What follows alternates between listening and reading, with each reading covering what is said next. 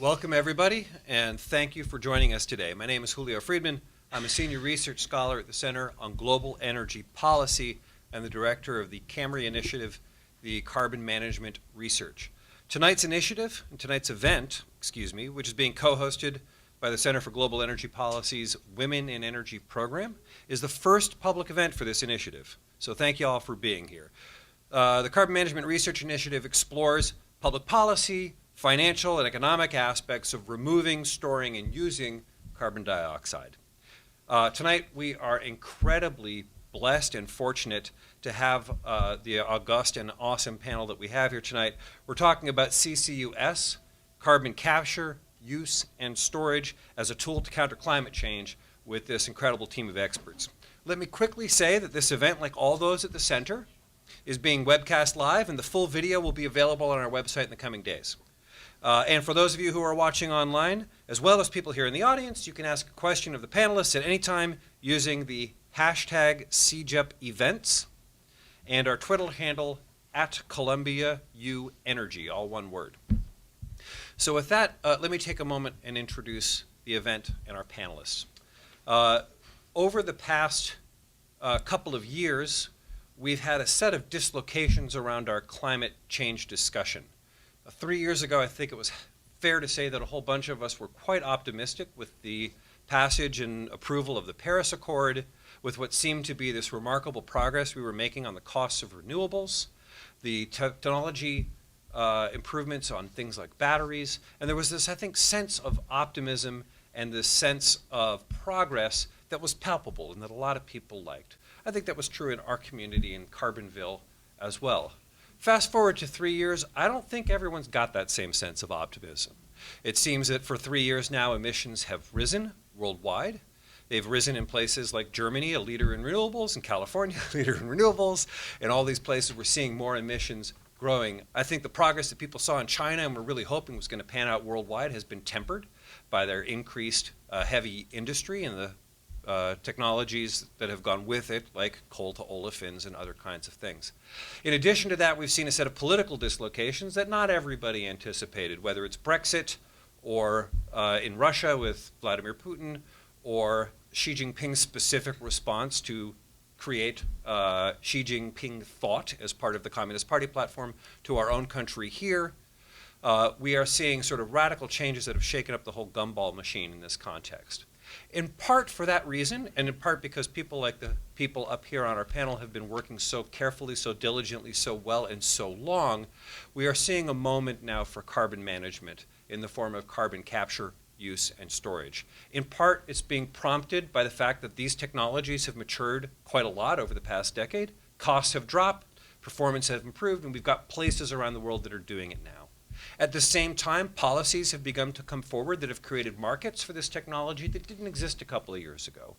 In addition to that, things like the IPCC report, the 1.5 degree report, have pressed on the urgency associated with more ambitious climate action.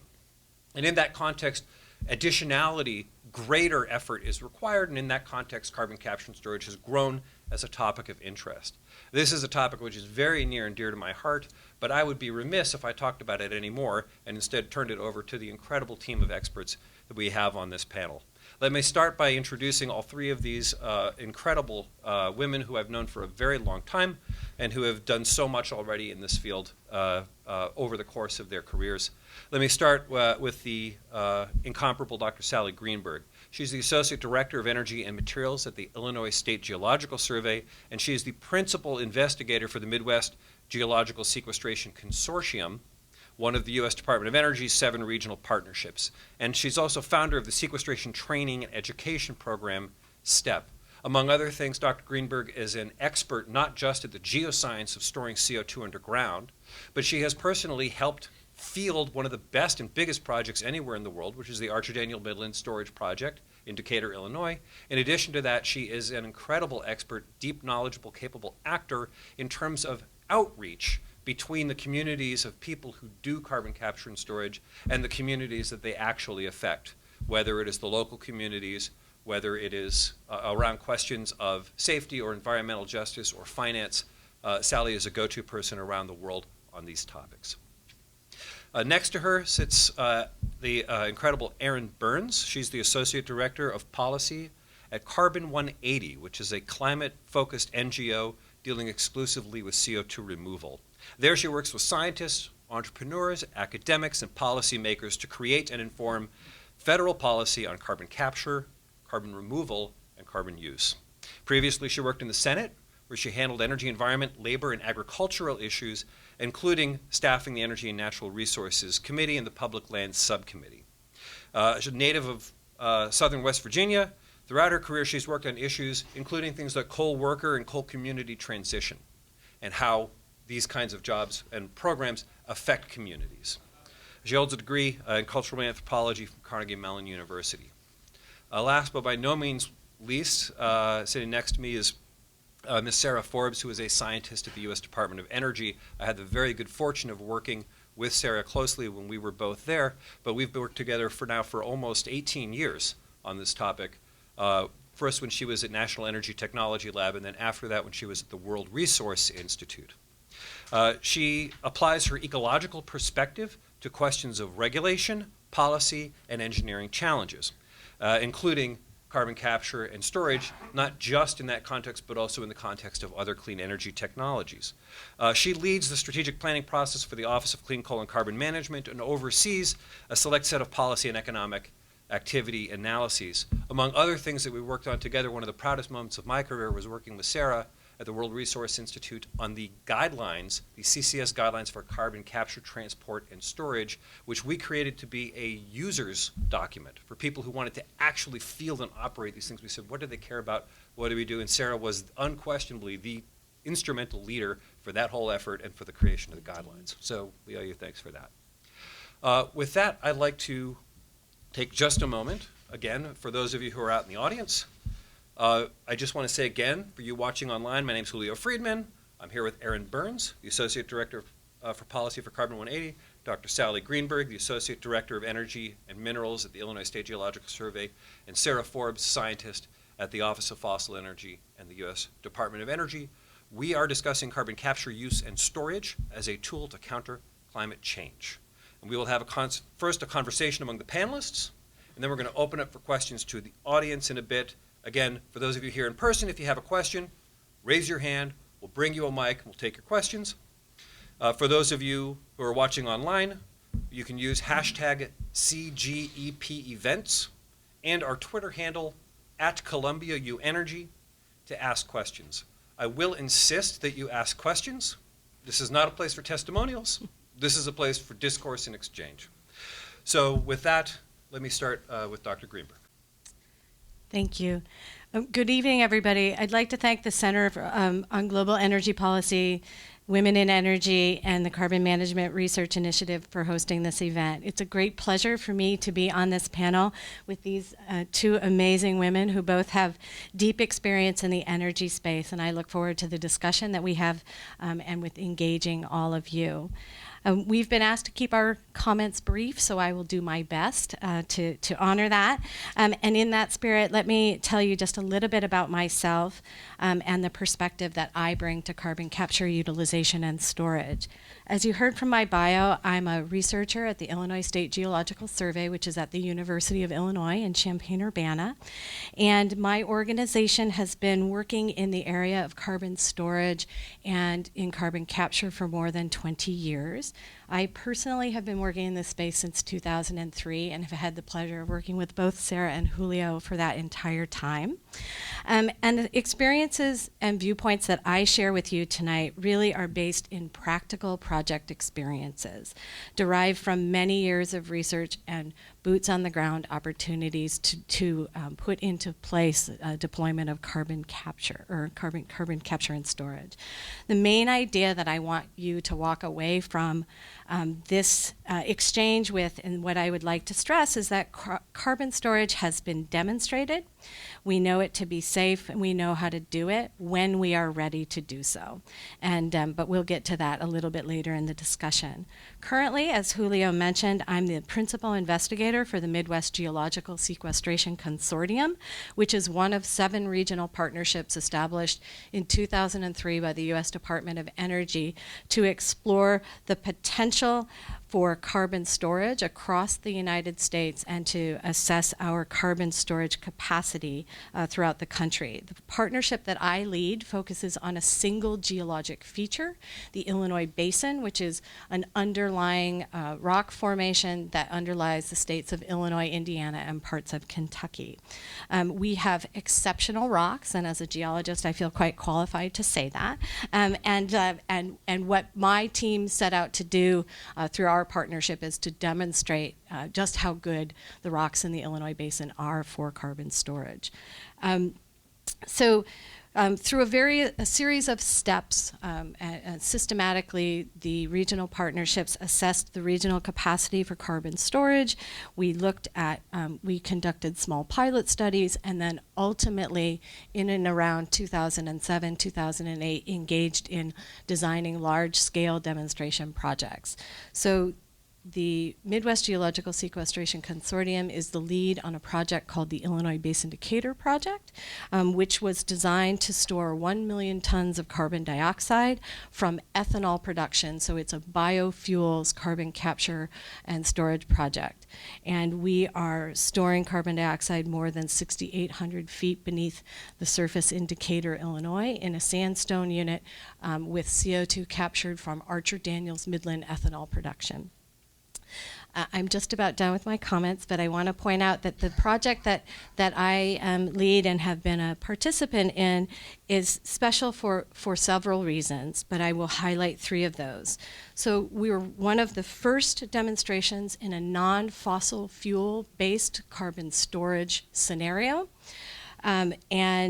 We're also the first project to demonstrate the full concept of bioenergy, CCS or BECCS, where capturing CO2 from ethanol production allows us to essentially store twice the amount of carbon, considering that corn in the process of growing uses carbon dioxide from the atmosphere in photosynthesis. We capture that carbon dioxide from the ethanol fermentation process and store it in sandstone layers deep beneath the earth. And lastly, this project has faced and met the challenge of commercial upscale, which is a very key part of carbon storage deployment in this day and age. And we took our research project funded by the Department of Energy and leveraged that into an industrial scale project led by Archer Daniels Midland. So we went from storing 333,000 tons of CO2 per year to 1 million tons per year. And so we were able to do that by having significant amount of geologic characterization and learning a lot in the first project, which we could leverage for the second project. So there are a lot more technical details I would love to share with you, but we are limited in time. So let me close by saying that what has been accomplished in Illinois was possible by working together in both public and private industrial partnerships. We've worked diligently for more than 15 years to demonstrate this technology so that I can sit before you tonight and say that we are ready to safely store, monitor, and account for carbon dioxide in the subsurface. Outstanding. Thank you so much. There's another distinctive aspect of your project which I will come back to, but now I'm going to instead turn it over to Erin. Great. Thank you for having me here today. So as Julio mentioned, I'm the Associate Director of Policy at Carbon 180. So for a little bit of background of Carbon 180, we are a California-based climate NGO focused on carbon capture and removal, and we have a mission of getting to an economy where we remove more carbon than we emit. And I am here to talk about 2 things. So as Julio mentioned, I came out of the Senate. I'm not the kind of technical on the ground expert. I work in federal policy. So I want to talk about 2 things. The first is where we are today on carbon capture and removal policy at the federal level. And the second is what kind of opportunities we have in the near to midterm future on these things. So there are kind of 3 big policies that are out there around carbon capture and removal, 3 big kind of buckets I want to talk about. The first is the 45Q tax credit. So this is a tax credit that's been around for a while, but about a year ago, Congress passed a bill and was enacted into law to update this tax credit. And it's a really big deal. It provides a per ton value on CO2 for carbon capture projects, but it also provides value for, it makes sure that direct air capture projects for the first time are eligible for this. And it makes carbon use. CarbonTech is what we call turning CO2 into commercial products. We use the term CarbonTech, so that's what I'll say. It makes sure that CarbonTech is eligible for this credit as well. The other thing that I wanted to talk about, the second thing, is efforts to change how the Department of Energy works. So Julio mentioned, and I'm sure Sarah will talk about, all of the fantastic work that the Department of Energy has done on carbon capture. But a lot of that has been done under the coal program, and a lot of it has historically been focused on coal. And there are efforts in both the House and the Senate right now to update how the Department of Energy, and specifically the Office of Fossil Energy, which is where most of the vast majority of this work happens on carbon capture, to update how it works. So this hasn't happened. They I think updated it last in 2007, 2005. 2007 so was it's the been a while. amendment, Yeah. So it's kind of due for an update. And we're really excited about these bills. Some of the things they might do are start a dedicated carbon removal program. So Julio mentioned that's a big focus of ours, but there's not a lot of federal funding for that right now. I think to date, we've calculated there's about $9 million in the history of the entire Department of Energy that's gone towards direct air capture. And so some of the bills would start to have a dedicated carbon removal program that's closer to the scale that we need. It would also start to look at things like industrial capture, have more funding. One of the things Julio had mentioned recently was we've seen a little bit of an increase in the funding that DOE puts towards CarbonTech. We need a lot more money. Those bills would start to move in the right direction. And then there's a third bill, which is called the Use It Act, which would provide about $85 million total in funding and R&D funding for carbon use, for direct air capture. And it starts to look at, I think, and the second title is one of the things that I think is most interesting, because it starts to look at carbon capture from this, I think historically at the federal policy level, we've kind of thought about it as a project by project issue sometimes, at least in Congress, where we're going to deploy one big project or 5 big projects, and you're going to learn a lot by kind of getting that experience on the ground. You're going to bring down the cost, and then you're going to see a bunch of carbon capture deployed. And that's definitely a really important part of it. But there's also a role for the federal government in figuring out what are the kinds of pieces of infrastructure that we need across state lines, federally, to make sure we can get to the level of deployment of carbon capture and carbon removal that we need to see to have impact on emissions. But I will say overall, I think, Julio was talking about kind of the state of climate and whether people felt optimistic about it. I think there is a bit of optimism in DC, and I think there's a ton of interest in carbon capture and removal, but I think we're at a bit of an inflection point for these technologies, and I think we're at an inflection point for climate policy more broadly. And I think that's been pretty obvious maybe to the general public, I think, on the climate piece. So we've seen conservative members in Congress who've historically kind of questioned whether or not climate is something that we should be focusing on, whether that's, questioning climate science or saying maybe it's happening, maybe it's not, but we shouldn't be spending federal resources on it, to coming out and saying this is a really important issue. We've seen hearings that have been a lot more productive than they have in the past. Senator Barrasso, the Republican from Wyoming, wrote an op-ed in the New York Times at the end of last year saying we need to do a lot on climate. This is a real problem. We need to take it seriously. And of course, we've seen things like the Green New Deal. And I think that in particular has made an enormous impact in DC. And I think one of the important things about it is that it's reframed the question of how do we address climate at the federal level. And I think it's made people think about this not just as a kind of, punitive, climate policy is going to be this punitive carbon tax frame, which we don't have a position. Carbon tax is fine. We should not anything bad about it. But as this opportunity, as to kind of rethink how our economy works, and to provide a better living for a lot of people, right? So there are things about unions and, transition for extraction communities and all of those sorts of things. And when the Green New Deal came out, there was a conversation amongst carbon capture advocates as well as some other folks like nuclear advocates on whether or not carbon capture and carbon removal were a piece of the Green New Deal. And they've affirmed, Ocasio-Cortez and Markey have publicly affirmed that those are definitely within the scope of the Green New Deal. But I think at Carbon 180, we never really questioned whether it was part of the Green New Deal. And I think a big reason for that was because this is kind of the thing we do, that reframing of climate action as an enormous opportunity is kind of how we've always viewed carbon capture and carbon removal. I think especially looking at the history of carbon capture, we've always worked with unions to find, the steel workers and the United Mine Workers and the utility workers to figure out how can we provide a path for unions that pay, really good wages, living wages. How do we find a future for them in this kind of climate-constrained world? How do we provide a path for just transition for extraction communities? And I think especially as we look at new opportunities from technologies in CarbonTech, where we did my colleagues Matt and Rory did a market sizing report and showed that there's a 1 trillion total available market in the US for these CarbonTech products, that we've really seen that carbon capture and carbon removal can provide an opportunity to create a new kind of future that isn't about some sort of punitive climate action, but this is enormous opportunity to create a better, a kind of climate-friendly world, but that is better for people, right? That's good for workers, good for communities. And I think, and I'll stop here because I look forward to talking about this. But I think that the question now is just how we as carbon capture and carbon removal, carbon use advocates, how we figure out that level of ambition. Because I think the question where we were all kind of asking, is this included in the Green New Deal? How does this affect us?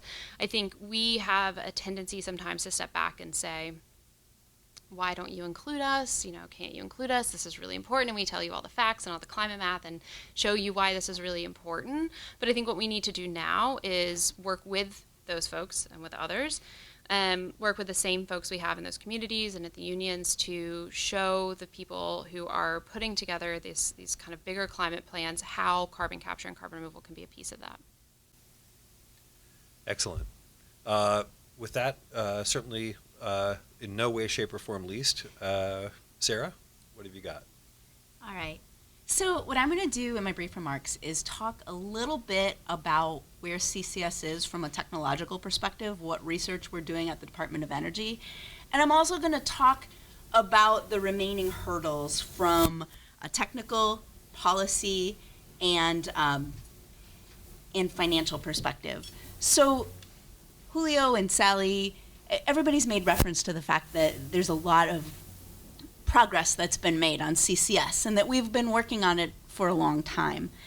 And the Department of Energy has an active R&D program with goals right now that are focused on reducing the costs and risks to enable widespread deployment of carbon capture and storage.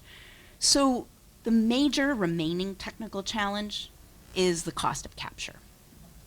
And the goal that we have at the department is to reduce that cost by about 50%. It's a difficult goal to reach, but we think we can do it. And we've seen progress. We're investing in early stage research and development on advanced technologies, including solvents, sorbents, and membranes that can get us there. We've seen through time, and we have examples of technologies that have started in the lab and are now testing at large scale pilots. So we're seeing these capture technologies march through the technical development pathway. So if you look at CCS and the cost of CCS overall, about 75% of the cost is on the capture side. And there's about 10% in compression. The balance of the cost is your storage, your monitoring, and your pipelines. So getting that cost of capture down is a clear priority for the research right now. But there's also active research in carbon storage, and Sally referred to that a little bit. In carbon storage, our goal is to better see the subsurface so that we can improve the selection of sites for geological storage, so that we can improve the mechanism for both CO2 storage and utilization, and so that we can increase the certainty of secure containment and environmental protection. Now, one of the things that we've referred to a little bit in this panel, but we haven't talked about in detail, is in terms of CO2 utilization, we can use it to make products, and we can also use it to enhance oil recovery. And so the 45Q tax credit that Erin mentioned has different levels for geological storage and for enhanced oil recovery. And I'll talk more about that in a minute. But first, we do have CCS projects in the United States, including the one that Sally mentioned. And these projects that we have up until now have been largely the result of public-private partnerships. So in a public-private partnership, that investment from the private sector is really important. And then there's government funding that pairs with that for the related research and development.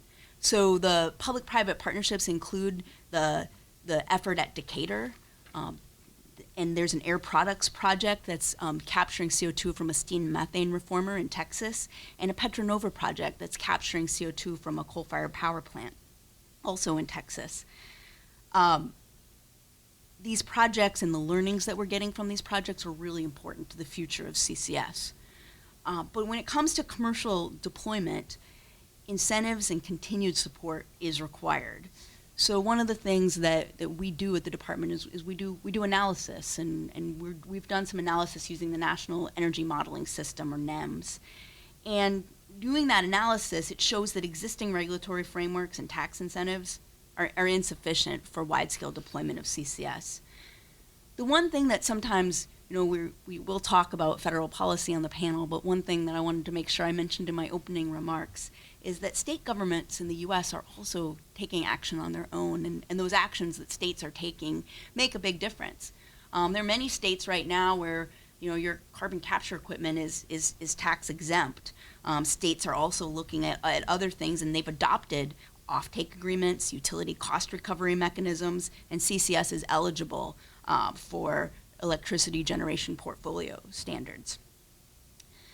So I'd like to just break it down a little bit before we get into questions.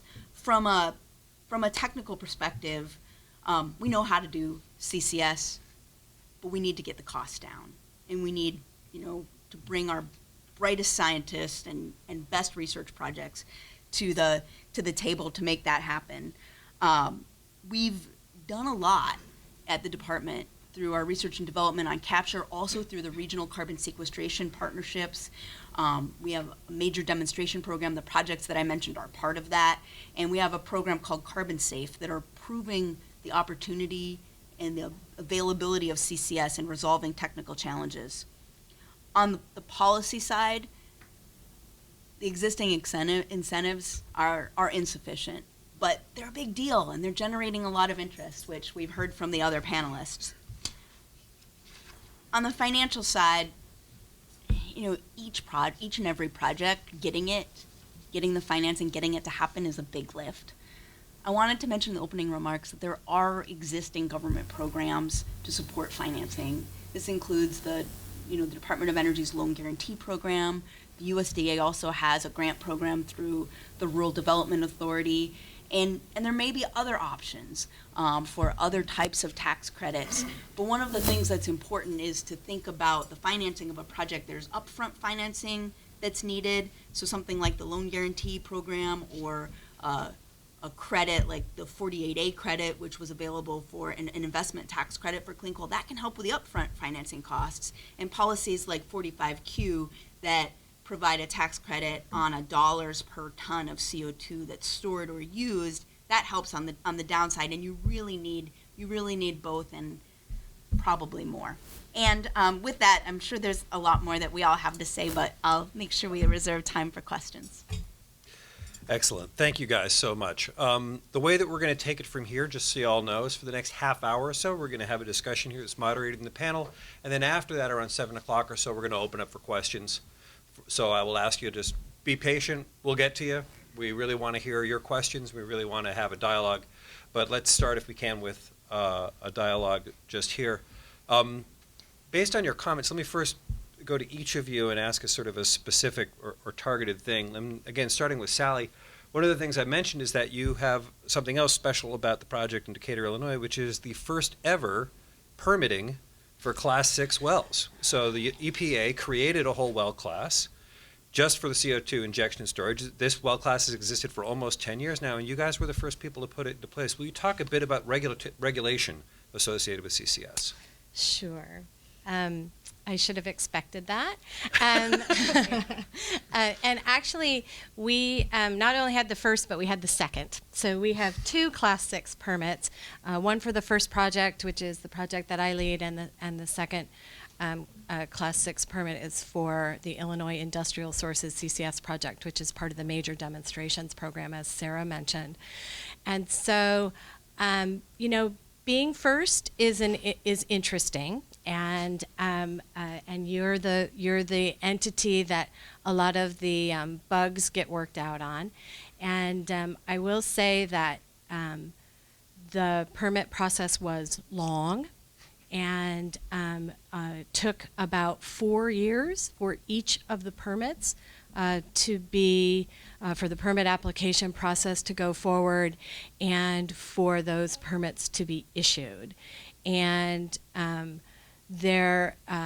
that can be a significant deterrent when planning projects if you cannot if you can't judge how long it's going to take to get a permit. And as I mentioned, we were the first, so there was likely a lot of precedent setting that was taking place during the issuance of our permits. For my project, the downside of the delay or the length of time that it took was that by the time that our permit was issued, we had actually stopped injecting. So our permit is only for what's called the post-injection site care or the post-injection monitoring period. But what made the process even a bit more complicated was because there are two projects with injection wells that are a mile apart, so they're in close proximity of each other. The Environmental Protection Agency wanted the infrastructure from my project to support the infrastructure for the second project. And so through that process, those two projects got linked because they needed to have additional wells in place to monitor the CO2 injection for the larger project, which then, good or bad, extended my project another 3 years into a space where we were really not supposed to be. We should have been finished at the end of last year. So it gives us an opportunity to do more science and that sort of thing. But I guess the short story here is, or the takeaway is that that permitting continues to be a bit of a challenge in the CCS space, especially when you're looking at permitting for saline storage, so non-oil and gas associated, because of the Class 6 and not the Class 2 permit. So just two quick answers on this. One, how long did it take you to get the first well permitted? So we started with a state of Illinois Class 1 permit, which that process started in 2007, and we got permission to inject in 2011. And then it took from 2010, when Class 6 was put in place, until 2017 to get the Class 6 permit. Right. So somewhere between 4 and 7 years. Yes. Right. And cost estimate for that? So this is a really difficult question to answer, because in a research program you don't stop doing research because you're waiting for your permit. So we leveraged the opportunity to get 7 years worth of pre-injection monitoring done and an extensive amount of geologic characterization, and we were not idle by any stretch of the imagination. So it's really hard for me to say how much it cost, because people associated with the permitting process were, engaged doing other things. I think what it really cost us, if you want to think about this extra permit period that we've got, that's about $5 million. And just the delays associated with, and the uncertainty of whether or not, you're going to be able to move forward with a project are what really made it a challenge. But it's very hard for me to put a dollar amount on it. I'll say one last thing. So somewhat naively, we thought when we started this project that the rate limiting step would be the capture and compression dehydration facility, which had a lead time of 52 weeks on the compressors when we ordered them. So we had those in place 2 years before we ever got to the point of injecting CO2. Right. Thank you. Erin, we've got these new policies in place. Mm-hmm.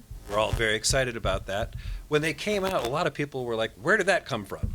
And they didn't necessarily understand the coalition building, the amount of time that had been working. Will you talk a little bit about the process, about how you create these policies and what's required to get them over the hump? Sure. So, yeah, I spoke about 45Q for about 30 seconds. That's nearly a decade of work from people who have really spent their careers working on this. So I think we saw in a lot of places, one of the Obama budgets, I can't remember the exact year, maybe 2014, 2015, had the IRS budget had an early version of this 45Q tax credit. 2016. Was it 2016? Okay, so not that reasonable.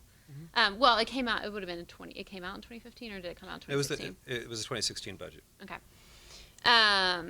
And so to get these bills across the finish line, you need a lot of people caring about this a whole lot. So there's something called the Carbon Capture Coalition, of which we are a member, but it's a set of about 50 environmental NGOs, coal companies, labor unions, industrial partners. There's an oil company. There's a whole bunch of folks. The National Farmers Union is now a member, and it's taken those kind of 50 organizations, and it's kind of fluctuated who's in there and who's not over the past 7 or so years, about 7 years to get this bill enacted. And when it was first introduced, I think just a bit of history, when it was first introduced, or was going to be introduced, it was called the Future Act. And we were worried there was actually going to be the only Democrats were going to be on this bill, because historically carbon capture and removal is something that primarily Democrats, and specifically coal state Democrats like Senator Rockefeller from my state of West Virginia, had been really avid supporters of. But these coal companies and oil companies and some of those partners who had better relationships with Republicans spent a lot of time going in and talking about all of the benefits beyond just climate that they saw with these technologies. And by the time it was introduced, it was a very bipartisan bill. At one point, we had Senator Whitehouse from Rhode Island, who's pretty well known for giving a climate speech every single week on the Senate floor for a few years now at least. Senator McConnell was also a co-sponsor, and so you had this really, really broad set of people who had finally recognized the kind of importance of this. But to get to that point, that involved people. There was, Senator Whitehouse went on 2 different trips to see kind of the opportunities around carbon capture. He and Senator Graham went to Boundary Dam together. It was all of these enormous efforts to bring people in and to show them that this is, this is a really kind of bipartisan or nonpartisan issue where you can like carbon capture and removal and use for a whole bunch of reasons, right? You can like it for the reasons that a lot of us do, which is you need it to meet climate goals, but you can like it because there's an enormous economic value, that if you're a labor union, it provides a kind of future for you.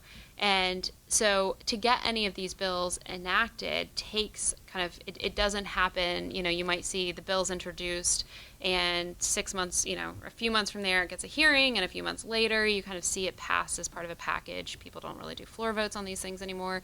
It gets kind of inserted in a package and it passes, and you kind of see this really seamless process. But it does take years for anything significant like these policies to happen. It typically takes years and lots of people arguing and spending late nights talking to members and getting all this stuff together. Awesome, thank you.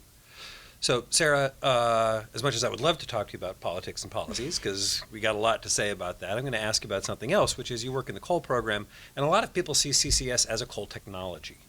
But we've got an ethanol plant over here, we've got hydrogen plants over there. Will you talk about the potential applications, not just on coal, but across the power sector and across the industrial sector, and how that informs what you do at DOE?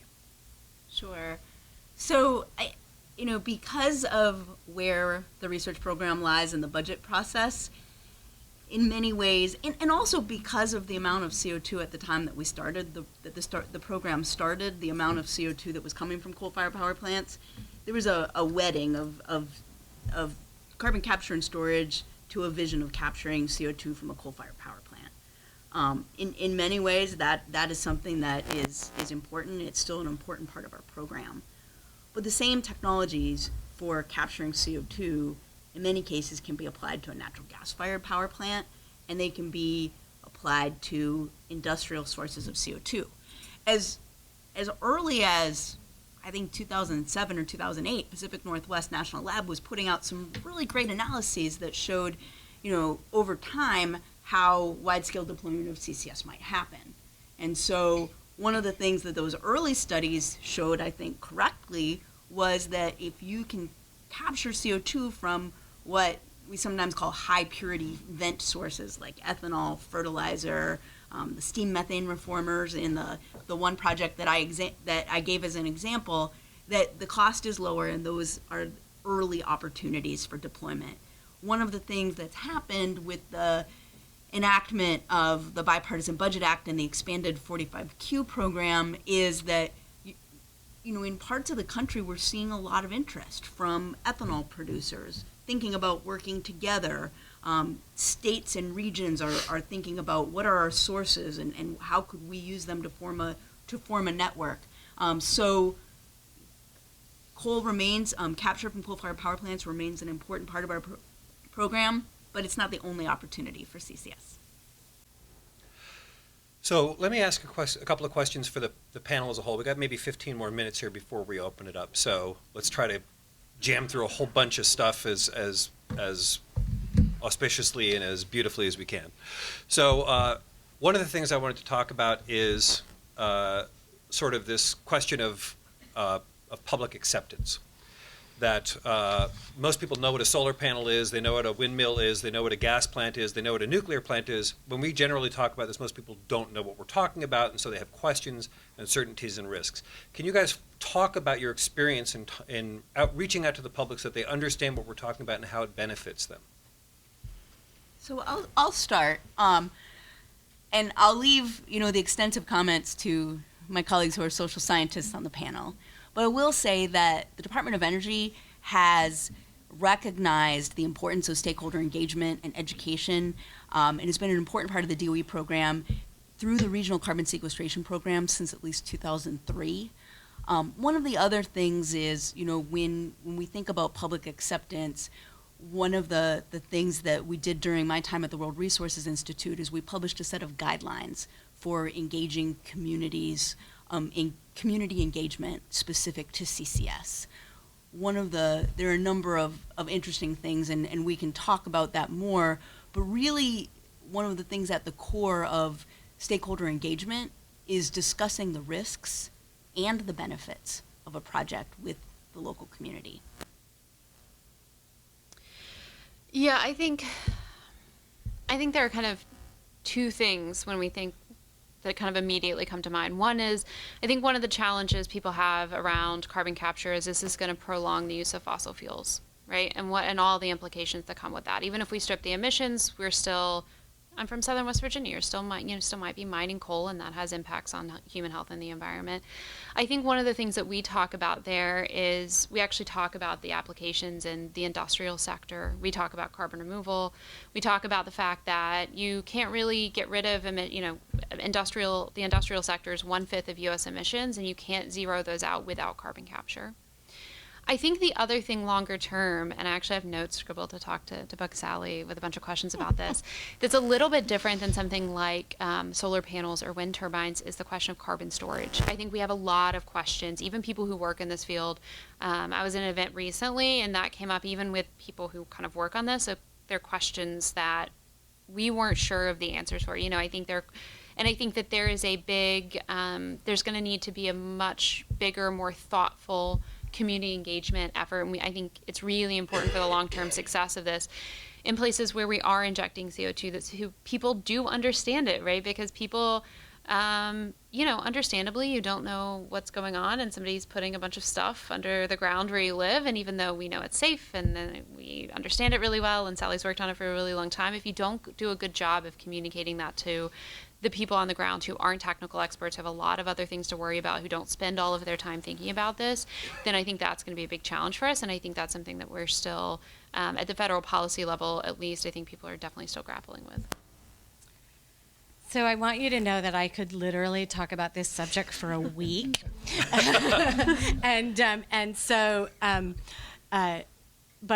I won't. I want you to, first of all, to know that Sarah was incredibly understated in her comments about the impact of the World Resources Institute Community Stakeholder Engagement Guidelines, which really set the stage for significant understanding in that space and serve as a really great guidebook on how to engage communities. I have been thinking about this, the concept of stakeholder engagement and communicating with the public for a very long time. In fact, the first time that Sarah and I met was on this subject way back when.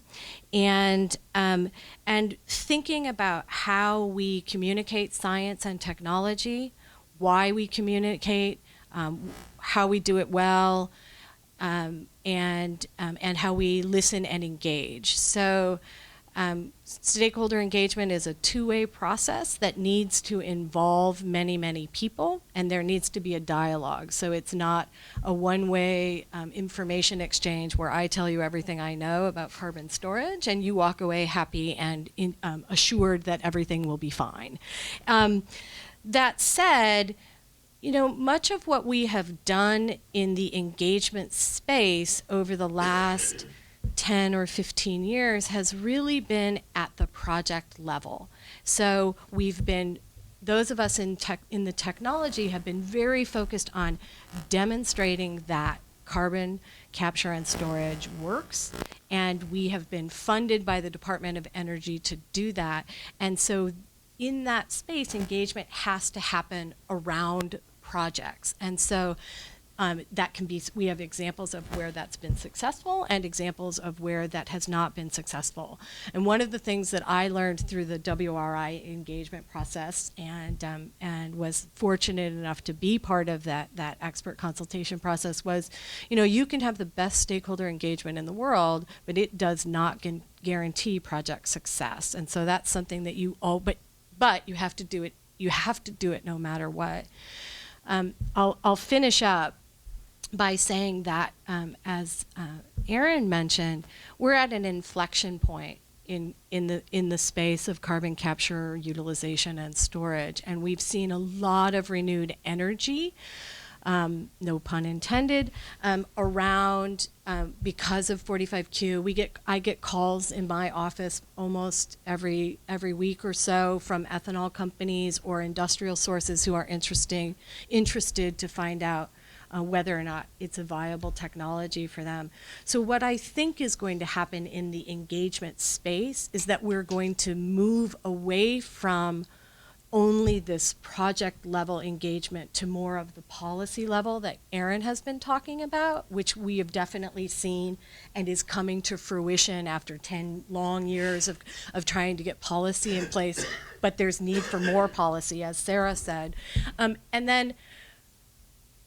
then what needs to happen is we need to get into the public, into the general public space. But until you really have something to talk about and there's some momentum behind it, it's very difficult to have that conversation with the general public about what is carbon capture and storage and why do we need it, because there's not enough to really talk about.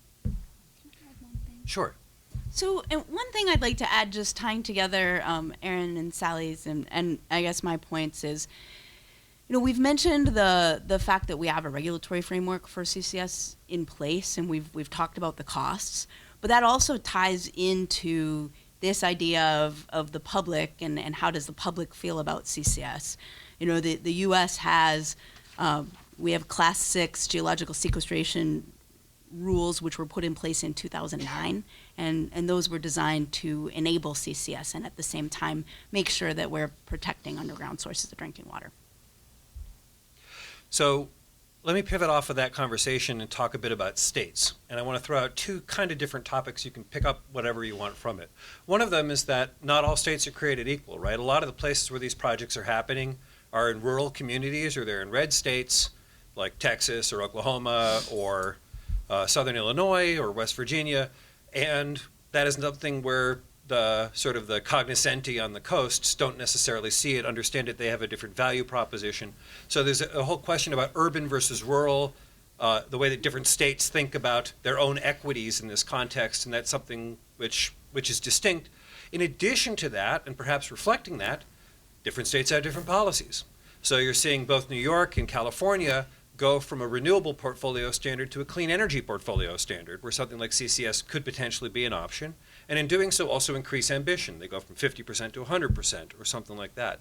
So if you can just comment a bit on how states are grappling with this technology and thinking it through, both from a futures perspective, how they see their citizens and how they see their economies evolving through this technology, as well as the policies that match them.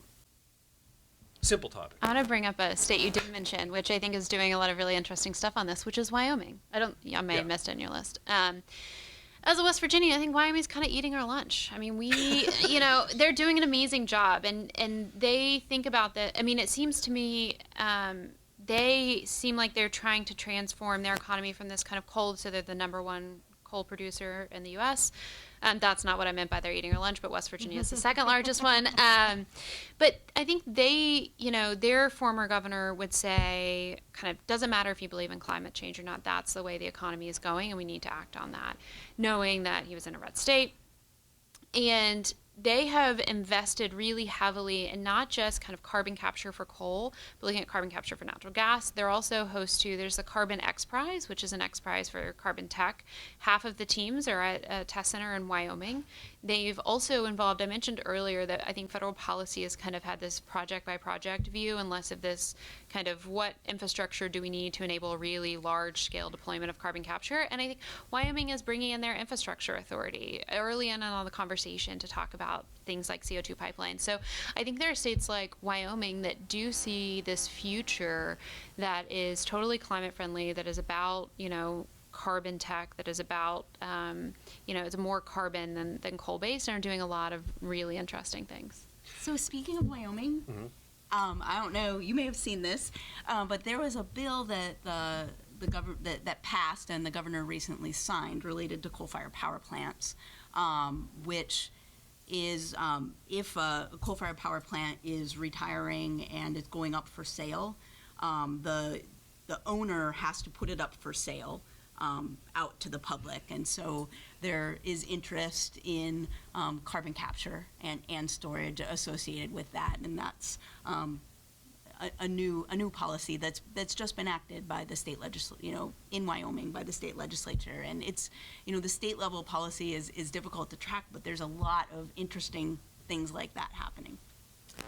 So I have a couple of things to say. The first is that Illinois is by no means a red state, so I'd just like to correct that for Southern the books. Illinois. Yeah, regardless. Right. It's a very much a blue state, and but I see a few things happening or have happened in the past which are now starting to reoccur. So there's a question about pore space ownership, which has not been resolved, and that really is a state issue.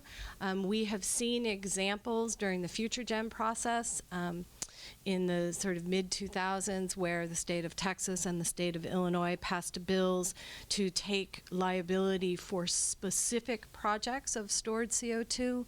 We're seeing legislation move through the Indiana legislature right now, which could take liability or responsibility for CO2 from a specific project. So that sort of effort is happening at the state level. Another thing I'd like to say is I agree wholeheartedly that there's a lot of really good things happening in Wyoming. I'd also like to call forward states like North Dakota and Texas, who are very proactive in this space because they have significant fossil fuel infrastructure. They understand the mechanisms and how they're important to their state. North Dakota has led the effort to get state primacy for Class 6 and are the only state so far to have done so, although I think Wyoming has put in an application. But you know, especially in North Dakota, they took a very proactive approach and said, look, we know our state. We know how things work. We want to be the ones who decide how carbon storage is going to go forward in our state, and we're happy at the state level to maintain that, or to make the decisions. I think you will not see states like Illinois who seek primacy for Class 6, at least not anytime soon, and that has a lot to do with the status of the underground injection control program in those states, which is often just one individual responsible for an entire state. And so the regulatory deployment of that at the state level is, I think it's going to reside with the federal level for quite a while. So there's one state you guys left out, and I'm going to pick on Erin a little bit about this. As a native California, Well, I didn't know if I could jump in and say. we have the I low didn't carbon wanna- fuel standard. Yeah. If you guys want to take a minute or two, just Yeah. really a minute or two, That's talk fine. about the low carbon fuel Okay, standard. two things. One, get your state to build a natural gas carbon capture plan.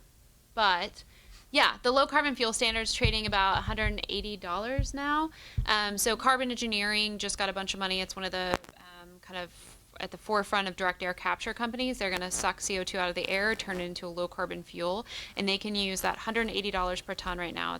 It'll fluctuate, combined with the 45Q value, and potentially be kind of commercially viable with those policies. And so state policies like that from places like California that have really progressive, thoughtful climate policy that are thinking about direct air capture and carbon capture as part of the portfolio are really, really important. Well, and we've also got apparently a new bill that's working its way through Hawaii, looking at turning CO2 to products Yep. and CarbonTech. I got to give a shout out to Ian Philp from the Canadian Embassy. We did an event on this last night, and I see some of the people in the room from that event.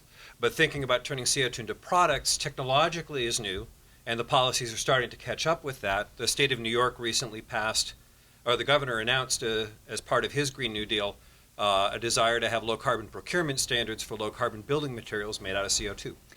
Yeah, and I'll say that's something that's of interest of federal policymakers. Right. I have 1,000 questions I'd like to ask, but I'm more interested in actually hearing from the people here. So let me first say again, if you have a question, raise your hand. We'll bring around a microphone, and you can have a chance to talk about it. Again, for those of you watching online, you can use hashtag CGEP events, CGEP events, or our Twitter handle @ColumbiaUEnergy to ask a question.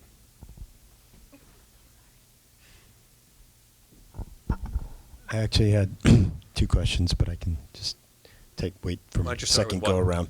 Yeah. So the first one is, I think one of the speakers had talked about the price of the cost of doing this now, and he'd said that the DOE had the goal of reducing the cost. I think you said 50% over some time frame. But I don't think you attached numbers to what that cost was, or if you did, I missed them. So can you just go over what the costs are now and where you hope to get by what time frame? Sure. So the costs now are somewhere around $60 a ton of CO2, and the goal is around $30 a ton of CO2. Just for relevance, and I have to weigh in on this, apologies to the panel, but most people don't know what kind of incentives were already given for stuff we're already given. So they think about this just as a straight up cost, and they're like, well, why would we pay this extra money? For comparison, the wind production tax credit, typically $60 to $100 a ton. Some estimates say the wind production tax credit's $250 a ton. The EV subsidy in California, $1,000 a ton. And so when you think about it from a cost of the economy basis, $30 a ton, $60 a ton, that's already cheap compared to a lot of other things we support.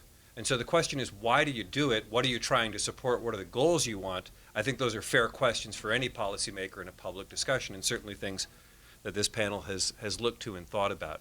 Do we have another question out there? So Julie's walking around, she's getting people, she sees all your hands, we'll get to you, I promise. Go ahead. So just a technical question. What happens to the CO2 when you put it in the ground? What goes on? What is the capacity to store? For how many years of worldwide production can one store CO2 by the methods that you're talking about? I so totally want to answer that question, but Sally actually should answer that question. So there were actually several questions in there. So if I miss one of them, accept my apology, or my fellow panelists we're all jumping at wanting to answer this question. So what happens with CO2 once you store it in a rock formation is if you inject into a sandstone, you essentially have a structure where it's grains of sand that are cemented together to form a rock. If you think about that like a crate of oranges, those spheres touch each other in multiple places, but there's a lot of open space. That open space is what we call pore space, and it is typically filled with very, very salty brine. And so what happens when you inject carbon dioxide into a formation such as a sandstone is that CO2 will go, some of it will go into solution, and so it will dissolve into the CO2 or will be liquid dissolved into the water that's there. Some of it will be discrete carbon dioxide, and it is trapped in those pore spaces in perpetuity, essentially, is what your goal is. And so you look for packages of rocks where you have something like a sandstone, which is porous and permeable, which can act as a sink or as a storage unit. And then overlying that, you look for an impermeable rock unit like a shale or a limestone, so that if CO2, which is less dense, more buoyant than the water that's in place, if you start to have upward migration, you have an upward barrier. You have a barrier above so that it doesn't migrate upward. So how much capacity compared, if you imagine doing this at scale, how much capacity is there compared to the worldwide need to store things? Okay, so that's your last question. We'll get on to others, but go ahead. So Sarah or Sally? Sarah. So the department has published a national atlas, and the U.S. is extremely rich in storage space for CO2, and in the scenarios that people are talking about for wide-scale deployment, yes, there is enough storage space. Right. So the estimates that the Department of Energy has published and the USGS published range between 2.5 trillion tons and 30 trillion tons of capacity. So we emit 1.5 billion tons a year from the power sector today in the U.S. So that would be 1.8 billion versus trillions of tons of storage. And that's just the U.S. Global estimates are multiples of that. And you typically have it where you want it. You have it in China, you have it in India, you have it in the Middle East, you have it in the North Sea for Europe. Places which have heavy industrial economies and lots of coal are typically well situated close to places to store CO2. Yes. It seems that there are several questions that are interrelated here, and I want to ask if they're being correlated. One of them, of course, is the social, the economic, and political aspects of there's new production that can be made with carbon residues. Are these deposits of carbon, can they be revamped at one point to become harvested, to be sources for these industries that are emerging using carbon? And is this being correlated with a shift in regions that depend on coal to enable them to find a new industry to take over coal production, which they might be able to embrace? Because it's not just simply a question of, given the time factor, it's not simply a question of having these things, but also addressing the political and social and economic concerns of communities whose entire economy is based on coal, and having them embrace a shift. So several questions there, thanks. And Julie, if you could come forward, there's a lot of people up here too. So who wants to take that? So I think your first, just to clarify, your first question was, if you put it under the ground, can you pull it back up later for use?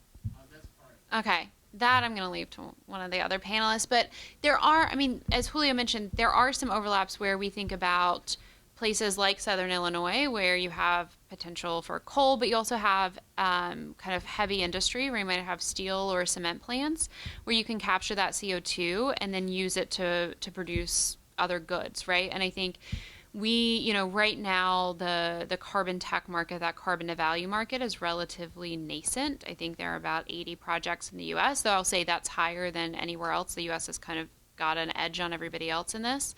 But we do see that there's a lot of potential for overlap in places like, again, like what Wyoming's doing, or in places like Southern Illinois, or in historic extraction and coal communities where you do tend to see, you also see cement and steel and heavy industry. And so you could both use carbon capture on those, but use that CO2 that you capture to then produce. One of the biggest sectors for CarbonTech is in building materials and things like cement and concrete and aggregates.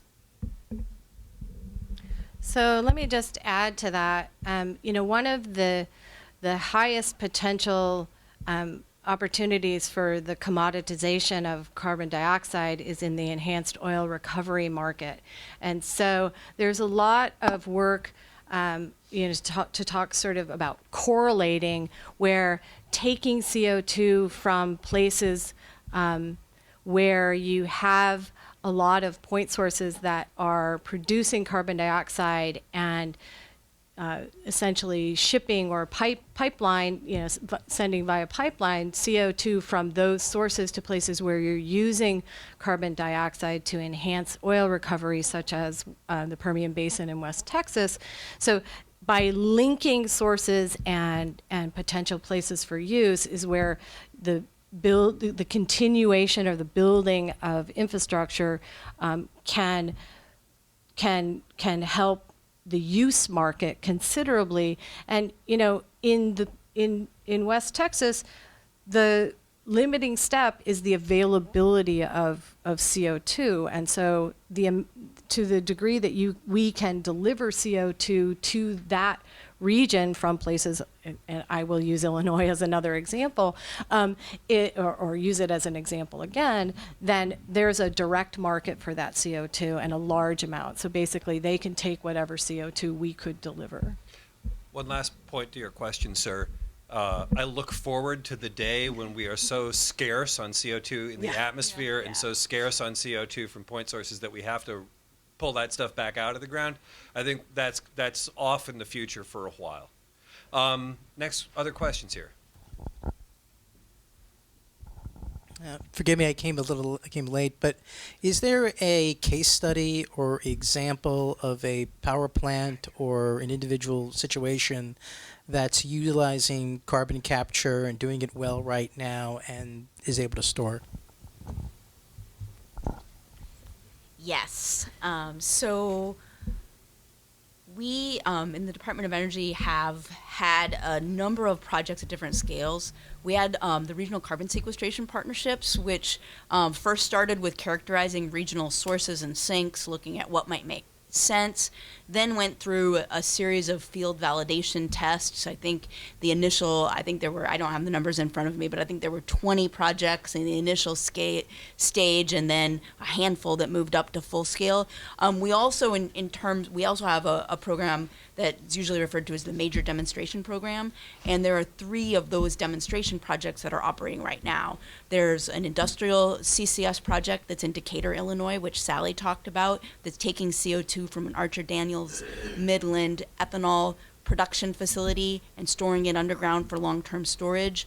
There is the Petronova plant, which is taking CO2 from a coal-fired power plant, using it for enhanced oil recovery. And there is an Air Products project, which is taking CO2 at a refinery from steam methane reforming, which is another high-purity source, and using that for CO2. I was just going to make a really quick plug for my old organization. At thirdway.org/carbon capture, you can see 2 things that are of interest. One is a map of carbon capture projects that's in the power and industrial sectors. carbon use and carbon removal, but you can also watch a video by Julio talking about why carbon capture is really important for climate. It's only 2.5 minutes, folks. Yeah. One more thing I want to throw out here. There's been a couple of times where this has been mentioned, and I want to just touch on it briefly. Heavy industry is hard to decarbonize. One of the things you can do is you can bring them low carbon heat. And so hydrogen has become a hot topic over the past couple of years as people are thinking, well, maybe we can bring hydrogen in. And there's a discussion between what is increasingly called green hydrogen, meaning hydrogen from electrolysis of water using renewable power, or blue hydrogen, in which blue hydrogen is something like a steam methane reformer, where you're making hydrogen from natural gas, but you pair that with carbon capture, so you get these deep carbon reductions with the use of this hydrogen.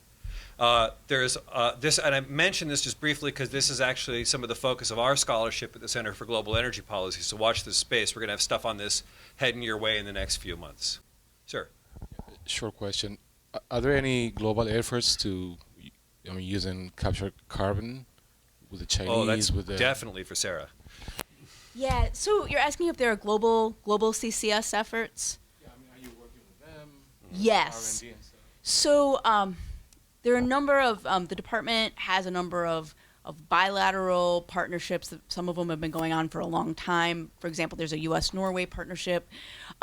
Also, under the auspices of the Clean Energy Ministerial, the IEA director and the Secretary of Energy have started a new track for CCS, and there's a CCUS, and there's an active dialogue and platform and lots of multilateral discussions that are happening. Speaking of the IEA, they have a CCS unit. They've published a couple of roadmaps on CCS and done things like looking globally at what countries are investing, what's happening. The U.S. is by far, our research program is among the oldest, and it's among the biggest, and we have a ton of experience in a tremendous program. But the research is not only in the United States. There are other countries that have research and development programs, other countries that do national atlases, that have demonstration projects. So it is certainly an effort that's an activity that's of global interest. I want to just follow a cycle on that and turn it back to Sarah. There are 18 large-scale projects around the world, including 2 in the Middle East, 2 in the North Sea. So there's lots going on out there. But recently, the first came online from China. And I want to ask Sarah to talk about China and CCS because that's a place we've been working for a long time, Sally too. But because China is such a huge emitter and such a huge user of coal, this question comes up a lot in the China context. If you'd speak on that briefly. Sure. So I think Julio, and some others had the opportunity to work on U.S.-China collaboration on CCS when it was fairly new. Things in China tend to move very quickly, and there's a tremendous amount of research and development on the science side and also on the policy side. One of the things that I'll mention is there's an international standards organization effort that's been working on developing standards for carbon capture and storage. China actually was Canada was the chair for that effort, and China was the mirror chair. And that effort, the standards for CO2 storage and enhanced oil recovery were just published within the last couple of months. So there's so much happening on China, it's hard to start. Those are the things that come to mind quickly, and I'll turn it to Sally.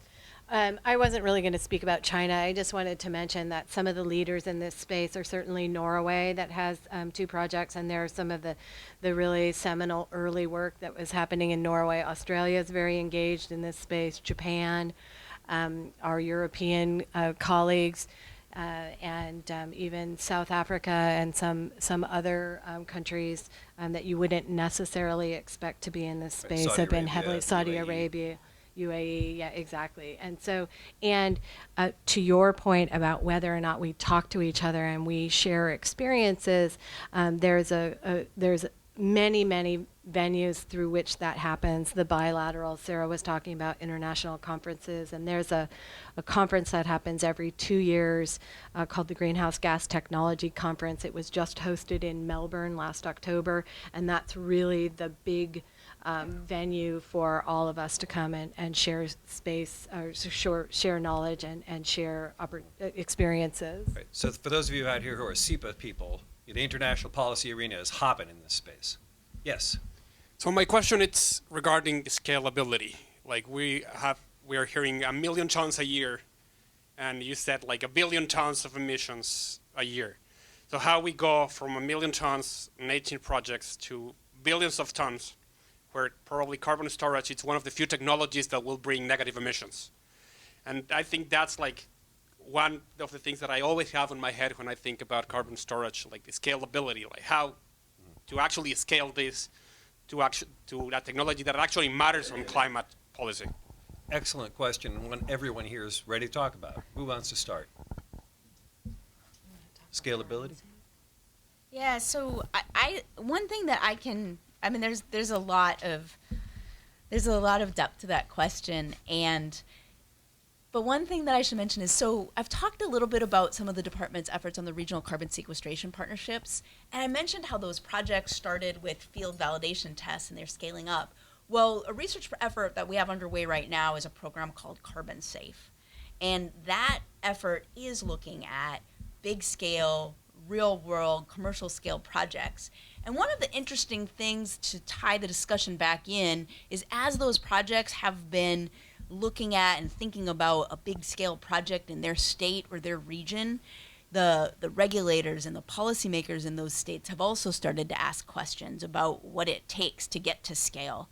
In my remarks, I talked about technical hurdles. I talked about the regulatory landscape. The financial hurdle was really one of the linchpins to getting CCS to the type of scale that we're talking about. We have to have a willingness to invest in it and a willingness to do it as much as anything else. Yeah, totally agree. I think financing, so that combination of bringing down the costs, and to Julio's point where he explains that the problem isn't necessarily that this technology is too expensive, it's that you can't finance it, not to quote you back to yourself, but questions about policies like 45Q. We're also working on things like private activity bonds and master limited partnerships. Doesn't matter what those are for this conversation, just that they help you finance a project. I think the infrastructure question, right? A lot of these projects are happening in places where you already have CO2 pipelines because of enhanced oil recovery, but we need them in lots of places, and we need to think about how we build those CO2 pipelines. I think, again, to the permitting question, across the board, certainty on permitting and the regulatory questions are really important. I think state policies can play a huge role, right? The low carbon fuel standard in California, clean energy standards across the U.S., all of those things are really, really important. And I think I think a lot of those things are the case for both carbon capture and things like direct air capture. On carbon use, I think, CarbonTech, that can be another lever to help kind of finance these projects. And I think one of the things that can be really important in scaling this industry, where we're already seeing these first movers, is to implement federal and state procurement policies where a lot of these companies are ready to scale up now. It's just a question of finding customers. And so I think it's really like a lot of overlapping policies that are really durable and that have that kind of vision of scale. Just one last thought on this. This question was the same question that was asked of solar and LEDs 10 years ago. They were too expensive. There was no way to scale them up. There wasn't the transmission infrastructure, all this other stuff. And a whole bunch of policies made the financing possible for that. The feed-in tariffs of the Energiewende, renewable portfolio standards and stuff. I'm glad that we're asking those same questions 10 years later, because now we have a recipe. We actually know how to do the scaling and what's required to bring that private financing into the public sphere. Next. Yeah, I'm curious. Apparently in Iceland they use the steam from geothermal wells combined with the carbon dioxide to make methanol, and then they ship it to the Netherlands where they use it instead of ethanol as a fuel additive. We have geothermal wells. We've got lots of CO2. Why don't we do that here?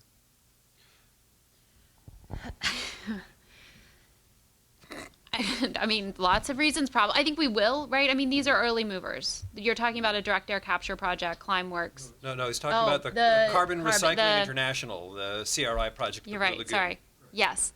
I would not suggest anything using direct air capture. Oh, I would, but go ahead. Yeah. Well, now I have a different response. I mean, there are lots of reasons, right? Julio might be better. Yeah, so I try not to answer for the panel, but I fail. So the one thing I'd say is that project is entirely financed by the clean diesel standard in a handful of Scandinavian countries.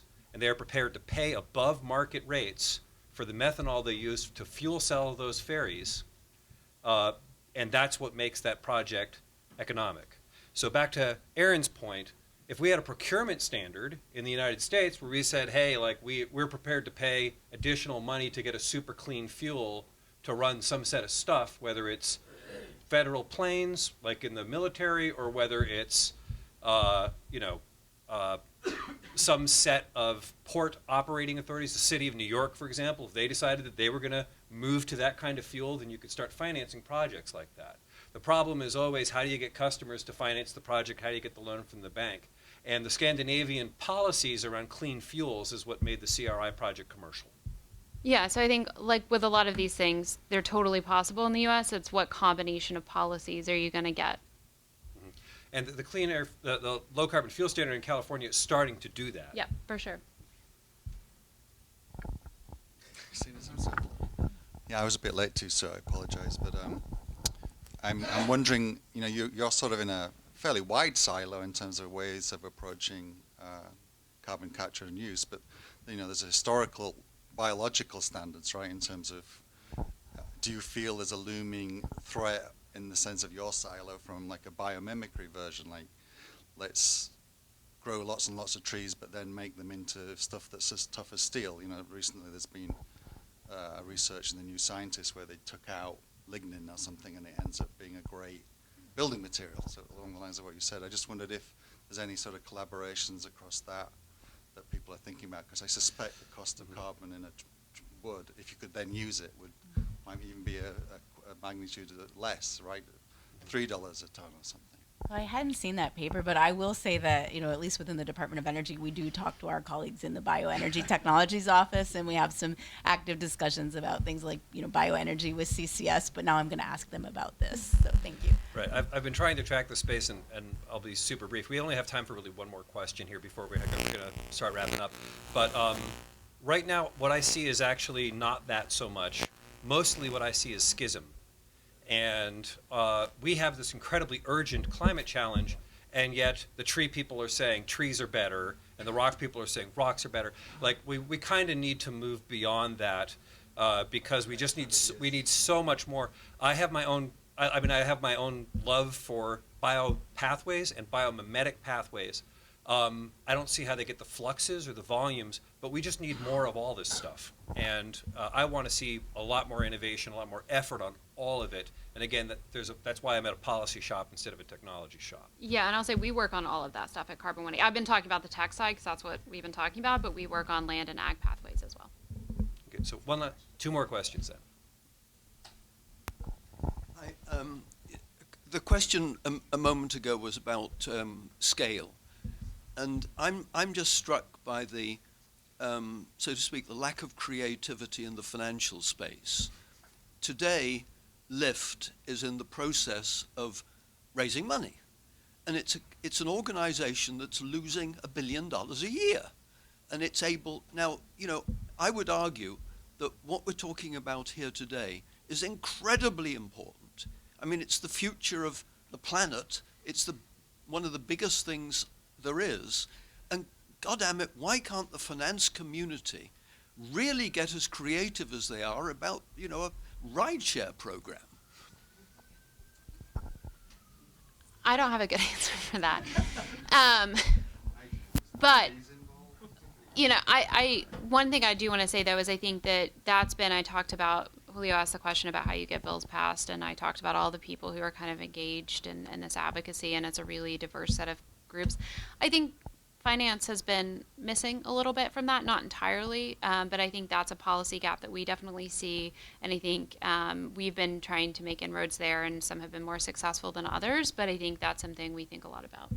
I also think that we're starting to see that change. I think you're starting to see more finance people at the table. I don't presume to speak for the Department of Energy, but I know that they have engaged considerably with Asia Development Bank and the World Bank and are very active in that space. So I mentioned a little while ago the Clean Energy Ministerial and the CCUS engaging the financing community and getting at that angle is a major priority for that effort. So last question in the back here. Thank you very much for an excellent panel discussion. We certainly have enough oil, petroleum products, and natural gas pipelines in the United States as well as globally. So my question is more for the DOE purposes. Has there been any correlation, let's say, between formations of shale and formations that are adaptable for CCS? Sure. So I think there has not been a correlation. One of the challenges is the way that we're producing shale gas. We're fracturing what could be a cap rock. So when you do citing a CCS project requires site-specific geological characterization to ensure that you have the type of rock that Sally described and that you're going to inject the CO2 in such a secure formation. So in general, but there has been some research, and there are formations where you can do stacked storage, where you can enhance oil recovery in a formation, and then in an underlying or overlying formation, CO2 storage is possible. So we are looking at geology holistically, but at the surface, I think we always have to be careful to make sure that we're selecting sites that have the properties required for secure CCS. So if I could just add to that, there's an inherent difference, as Sarah pointed out, in the process that you're using to produce shale gas and the process that you're using to store carbon dioxide. And the major difference is that you are regulated by law when you're doing carbon dioxide storage or enhanced oil recovery, that you are not fracturing the rock, and that is the major difference when you are producing shale gas. So those two things are in a bit direct conflict with each other. So I could do this all night, and I plan to keep doing this later, but before I turn to the panelists, I'm going to ask each of them to make a 1-minute kind of statement, anything that you left on the table or something you want to make sure we get that's relevant to this discussion. While you're formulating that, please just let me say thank you again, everyone, for joining us. As I mentioned earlier, the full video of this recording of this event will be available on our website in a few days. We hope you take a look at it. Also, this is only one of a number of events that the Center for Global Energy Policy is hosting in the coming weeks. Our next event in New York City is President Carter's Energy, Economic, and Foreign Policy. And it's a book conversation with Stuart Eisenstadt, who was a former chief domestic policy advisor to President Carter, moderated by Jason Bordoff, and also with Stefan Stestanovich, who's professor of practice of international diplomacy at Columbia University.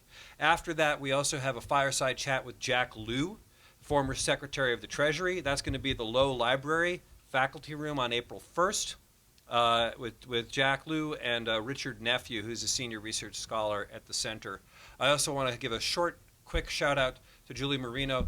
Julie runs our Women in Energy program at the Center for Global Energy Policy and has put on this event as well as dozens of other fantastic events just like it. So thank you, Julie.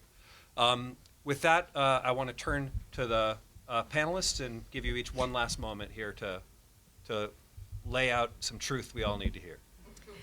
I'd like to close by saying that from my perspective, we hear a lot of talk about barriers. And from my perspective, there are no barriers when it comes to carbon capture, utilization, and storage, but there remain some challenges. And at this point in time, I believe we have addressed many of the technical challenges, and that although storage will always be very geology specific, and requires individualized activities at a particular site, we're starting to see policy drivers, but we need more policy, we need more business involvement, we need the financial community, we need the insurance communities, and so we need to take the conversation from the practitioner space in which I operate into the public space in which we can have these types of dialogue.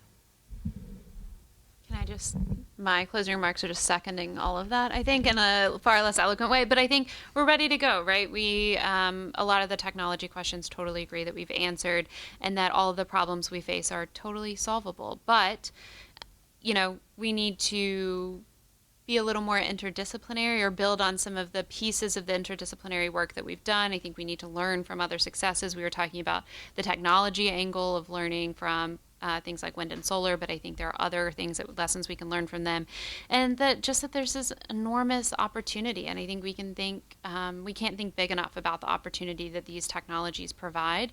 And we need to bring in people that aren't just the typical energy actors, right? This is not about just one sector. It's about the finance community, but it's also about community engagement. It's about bringing in labor unions, and I think it's ready to kind of take off. Sarah, last word. CCS is essential to reducing CO2 emissions, meeting climate goals. It has been a pleasure to be here with you all. Thank you for your attention. And I just want to close by saying this is only the second time I've been on a panel that's an all-women panel, and it's been a true pleasure to be. Thank you.